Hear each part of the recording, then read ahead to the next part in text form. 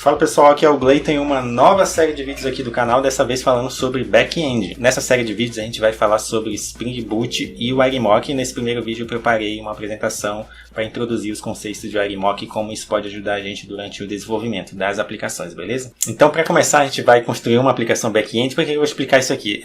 Para explicar o conceito por trás do Arimoc, eu vou explicar um pouco do fluxo da aplicação e qual o problema que pode surgir durante o desenvolvimento e como o Arimoc vai ajudar a gente para resolver esse problema, beleza? Então a gente vai ter o nosso back-end e nós vamos ter essa API externa lá do assistente Web Tools que simula um GET para listar um conjunto de itens, uma lista de linhas aéreas, tá? Então a gente vai usar o Postman para fazer uma requisição para a nossa aplicação e a nossa aplicação vai chamar essa API externa. Essa API externa, eu já testei ela antes, ela é demorada e ela retorna um 200 OK para a gente, né? Até aí tudo bem, temos um problema aqui que seria ter essa demora, que demora em média 30 segundos para essa API retornar.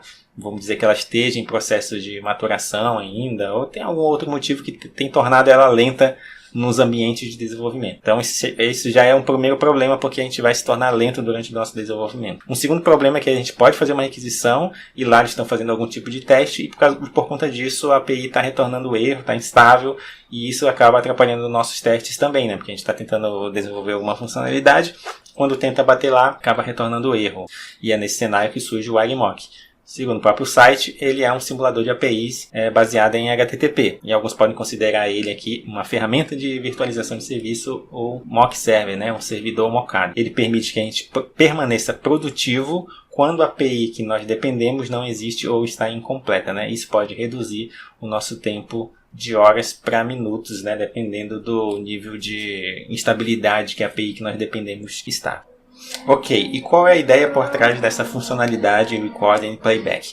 A gente vai ter três elementos aqui para explicar isso. Vai ser o nosso Postman, né, que é a nossa aplicação de HTTP, o nosso proxy, o nosso mock server, que é o Arimoc, e a nossa API externa aqui que a gente pretende consumir, que ela pode estar lenta ou pode estar instável.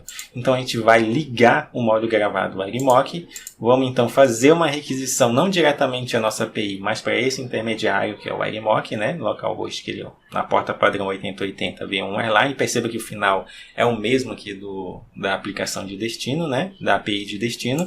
Quando a gente fizer essa requisição, o Arimoc vai repassar para ela vai ser demorada, né, aí você tem que dar a sorte de conseguir uma chamada boa, né? Uma chamada ok. Ela vai retornar para o Arimoc o 200 ok, que vai retornar para a gente. Beleza.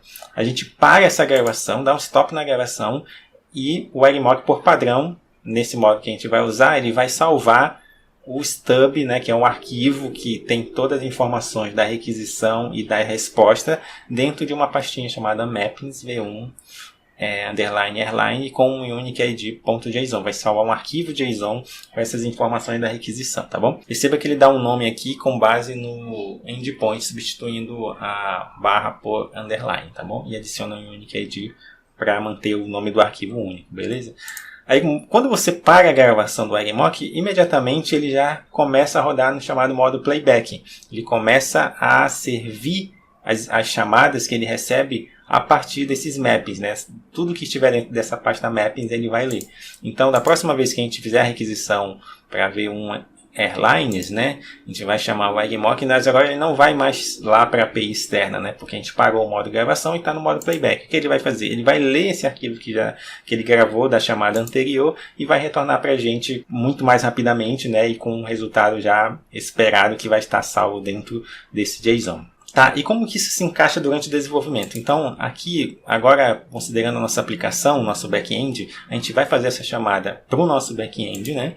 Aí o nosso back-end, vamos criar um profile de chamada de prod, né? De produção. Quando tiver esse profile ativado, ele vai bater lá na API externa real, e a API externa real pode ser que responda ou não para a gente, e aí ele retorna para a gente no Postman, né?